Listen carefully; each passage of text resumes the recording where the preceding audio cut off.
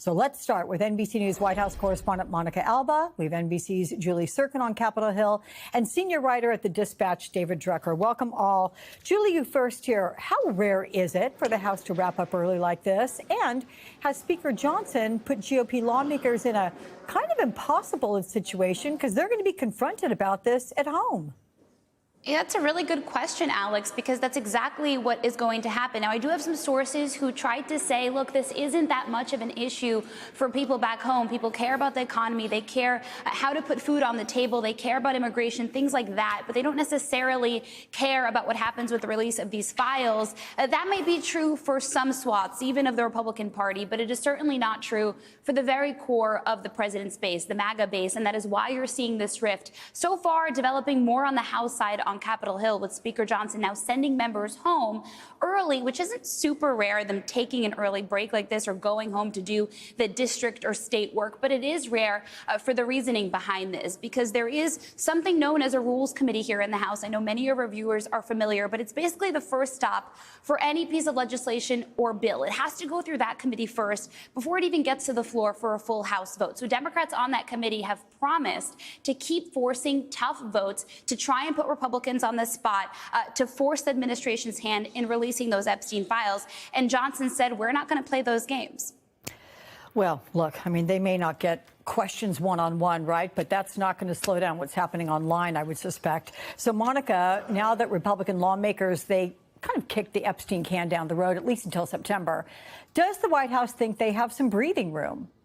Well, not really, Alex, because they're the ones who are also now in coordination with the Department of Justice talking about some next steps, introducing this idea that the Deputy Attorney General is going to seek this meeting with Ghislaine Maxwell while she is in federal prison, and talking about what could come from that, if there is anything new that could come from that, though there is a lot of skepticism that it would produce any new information or material. And remember, it was President Trump who said he had directed his Attorney General, Pam Bondi, to try to see if there was a release of any grand jury testimony that could be relevant here. And the reason that these steps are continuing to make so many headlines is because it's the president's own base that continues to clamor for this, for new information, for what they argue is the truth here that hasn't been completely revealed. And it's also a time, Alex, when the president was working to try to change the subject. And it was really clear when he was asked about this in the Oval Office yesterday, and he pivoted to some completely unfounded and really what amounts to conspiracy theories about former President Obama. But he is the one who is also trying to put some distance, of course, between himself and Jeffrey Epstein. And yesterday was the first time that he really addressed that Wall Street Journal report about a letter that was allegedly sent from Donald Trump to Jeffrey Epstein for his birthday more than 20 years ago, which has not been independently confirmed by NBC News. But it has been a really interesting exercise in sort of the public messaging here, where at once the White House certainly wants to be talking about anything else, but it's their own moves by the Trump administration that are just prompting more questions about this really important case to the MAGA base, Alex. Right. So, David, I'm curious how you see Republicans handling this in their home districts for the next 6 weeks. I mean, does it really matter if lawmakers come face to face with constituents or if the uproar just continues online?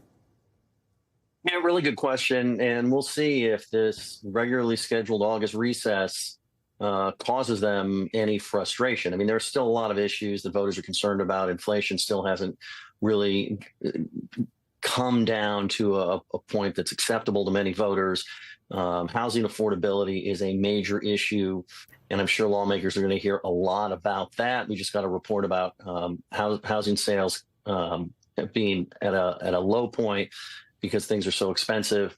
Look, what's interesting about this is, one, it did something that Democrats simply don't have the number to do. It shut down the House of Representatives, and so there's nothing coming out of the House. So if you're a Democrat, you found a way to stop Republicans from doing things that you probably would prefer they not do from a policy perspective. The other interesting thing about this, of course, is that this is a problem entirely of Trump's own making. I mean, Trump has risen in politics and had staying power because of conspiracy theories, Epstein among them. This is something that he always promised. It's not like Democrats have been pushing this for years.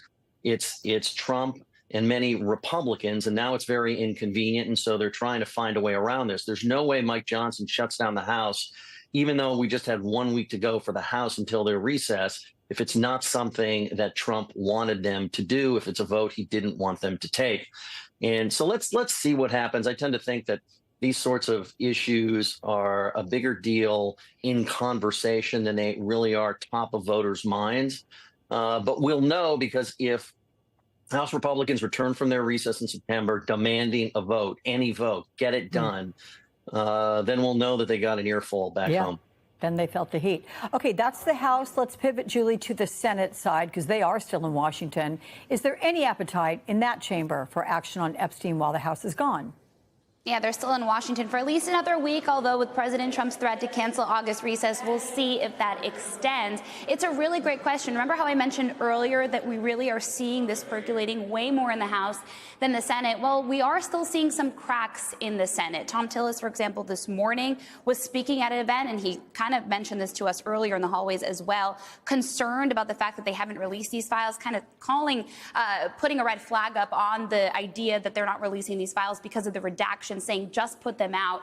The personal information can be redacted, he said. I asked Leader Thune, who is the top Republican in the Senate, now that the House is clearly pushing forward on multiple fronts, Thomas Massie's collecting signatures to try and force the Speaker to put that resolution on the floor that would force the admin's hand when it comes to those files. You have a resolution moving through a committee as well to subpoena one of the people involved in all of this. Here's what the leader had to say when I asked him that question. What do you think the Senate should do here, especially now that the Oversight Committee in the House subpoenaed, or wants to, Ghislaine Maxwell? As a personal matter, I've said this, I believe that the President and the Attorney General will make the right decisions there. But Thune critically also said that he trusts his committee chairs. If they want to proceed with an effort like this, if they want to continue looking into this, he trusts them to move forward. Chuck Grassley, who's the top Republican on the Judiciary Committee that would have oversight of something like this, still said he's out there looking at all the facts. And again, most Republicans in the Senate side are saying they trust what the admin is doing. So, Monica, yesterday we had the president saying he doesn't know about the DOJ outreach to Ghislaine Maxwell. So where do things stand on that effort? And what role is Trump taking in all this? And it was interesting because the Deputy Attorney General put out there that no Justice Department had ever reached out to Ghislaine Maxwell to see, again, if there's any other additional information. But remember, she was investigated and indicted in the first Trump administration and then convicted in the Biden administration. And if she had maybe this other information, the question that is unclear here is why didn't, when the president took office this time, 6 months or so ago, why wasn't that a priority if they thought that that's something that could, again, produce something new? But here's how the president responded when he was asked specifically on that point. Do you support the Justice Department seeking a new interview with Ghislaine Maxwell? Did you urge the Attorney General to seek one? I don't know anything about it. They're going to what? Meet her? They're going to, your Deputy Attorney General has reached out to Ghislaine Maxwell's attorney asking for a new interview. Yeah, I don't know about it, but I think it's something that sounds appropriate to do, yeah. Do you have any concern that your Deputy Attorney General, as your former attorney, would be conducting the interview, given... No, I have no concern. He's a very talented person. He's very smart. I didn't know that they were going to do it. I don't really follow that too much.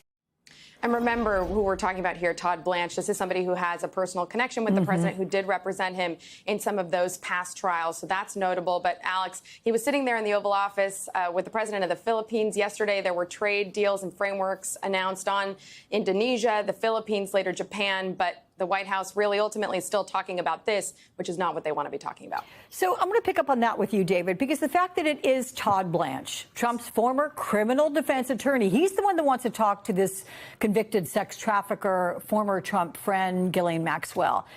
And they're talking about who? Trump's former friend, the late sex offender, Jeffrey Epstein. So if those talks happen, should people be at all skeptical of what the DOJ shares about them? Yeah, look, I think people should be skeptical of everything. I actually think this is where the president's most comfortable, right? Like, we assume, and I'm sure there are people in the White House working for the president that would rather talk about trade deals or border security, or realize that they have to try to get the reconciliation package, the One Big Beautiful Bill Act, that legislation, from upside down to right side up. There are a number of things they need to do. And all they're talking about is conspiracy after conspiracy. They go from Epstein, they bring up Obama to try and distract people or put the shoe on the other foot. And I don't really think there's a strategy here. I think it's unclear who's going to talk to who. I think most people are very interested in this as a matter of conversation. Everybody that I talk to outside of politics says, what about that Epstein thing? But I don't know how political salient this is. But the one thing that I want to stress here is if we've learned anything from Donald Trump over the last 10 years, he always ends up back in this position over some controversy or another because it's where he is most comfortable.